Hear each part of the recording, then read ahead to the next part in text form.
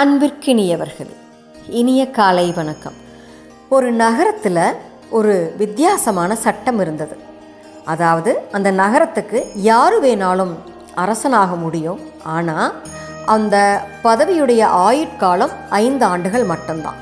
5 ஆண்டுகள் முடிந்த அடுத்த நாளே அந்த மன்னனை அந்த நகரத்துடைய ஒரு ஓரத்தில் இருக்கிற ஆறு ஓடுதங்க, அந்த ஆற்றுடைய மறுகரையில் கொண்டு போய் விட்டுட்டு வந்துடணும்.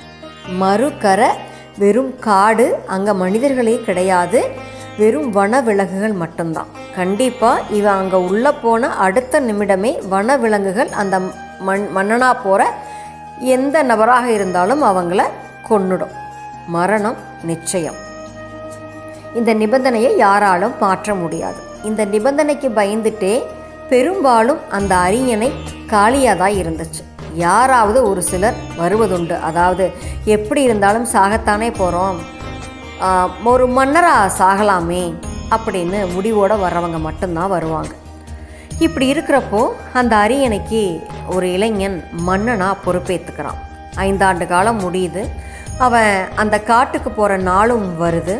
அப்போது அவன் அவ்வளவு அழகாக ஆடை அணிந்து கிரீடம் சூட்டி வைரமும் பொண்ணும் எடுத்துட்டு, அதுவும் அந்த சாதாரணமாக போகிற படகு பத்தாதுன்னு சொல்லிட்டு நல்ல பெரிய படகு ஒன்று எடுத்துகிட்டு வர சொல்லி அதில் அவ்வளவு ஒரு அழகாக கம்பீரமாக போகிறான். அந்த படகோட்டிக்கு ஒன்றுமே புரியல. ஏன்னா இது வரைக்கும் இந்த படகுல வந்தவங்க யாருமே இவ்வளவு மகிழ்ச்சியாக இருந்ததில்லை. எல்லாருமே ஒரு மரண பயத்தோடு தான் வந்தாங்க. அவனுக்கு புரியவே இல்லை. படகோட்டிக்கு கேட்குறான், எப்படி மன்னா, எங்கே செல்கிறீங்கன்னு தெரியுமா? நீங்கள் தெரியும், மறுகரைக்கு செல்கிறேன் அப்படின்னு சொல்கிறாங்க. இங்கே போனவங்க யாருமே திரும்பி வர மாட்டாங்களே, நீங்கள் எப்படி இவ்வளவு மகிழ்வாக போகிறீங்க அப்படின்னு கேட்குறான். அதுவா, நான் என்ன செஞ்சேன் தெரியுமா? நான் இங்கே இந்த ஆட்சிக்கு வந்த முதல் ஆண்டு 1000 வேட்டைக்காரங்களை அந்த காட்டுக்கு அனுப்பி கொடிய விலங்குகளை பூரா அழிச்சிட்டேன். 2ஆம் ஆண்டு 1000 விவசாயிங்க போனாங்க, காட்டை திருத்தி உழுதாங்க. இன்றைக்கி ஏராளமான தானியம் காய்கறிகள் எல்லாமே இருக்குது.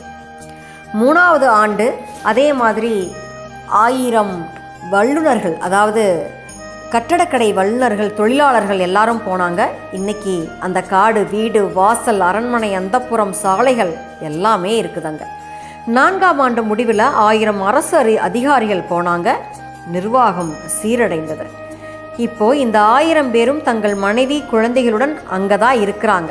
இப்போது நான் காட்டுக்கு போகலை, நான் என்னுடைய ராஜ்யத்துக்கு போகிறேன், என்னோட நாட்டுக்கு வாழ போகிறேன், அதுவும் மன்னனாக ஆள போகிறேன். உனக்கு ஒரு வேலை அரண்மனை படகோட்டி வேலை வேணும்னா இந்த படகோடு இப்படியே வேலைக்கு சேர்ந்துரு அப்படின்னு சொல்கிறான். இதில் நம்ம ஒரே ஒரு கேள்வியை மட்டும் எடுத்துக்கலாங்க. இவருடைய வெற்றிக்கு காரணம் என்ன? அந்த 5 ஆண்டுகளுக்கு அப்புறம் தனக்கு மரணம் தான், உயிர் வாழணும் அப்படின்னா, அதுவும் மனனா வாழணும் அப்படின்னா அதுக்கு அவன் யோசிச்சிருக்கிறான், திட்டமிட்டிருக்கிறான். திட்டமிட்டு அந்த முடிவை சரிவர செயல்படுத்தி இருக்கிறான். இந்த மாதிரி தாங்க எல்லாருமே ஒரு இலக்கை நிர்ணயிச்சா மட்டும் பத்தாதுங்க.